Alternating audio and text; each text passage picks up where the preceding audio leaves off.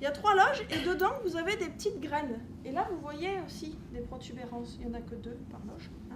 Eh bien, en fait, le pistil, c'est simplement une partie qui va, en se développant, donner le fruit. L'atelier salade de fruits a 2 objectifs.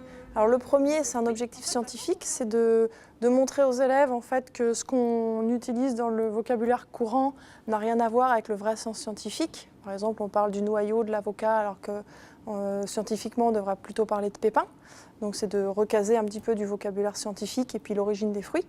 Et le deuxième objectif, en fait, c'est de montrer aux élèves qu'on peut étudier en fait, des choses, des objets du quotidien. Parce qu'on mange des fruits tous les jours, normalement, et on ne pense pas forcément à les regarder, alors qu'en fait, on peut en apprendre beaucoup de choses. Donc, je recueille en fait leur conception, leur représentation initiale, en leur demandant ce qu'ils pensent être un fruit ou pas.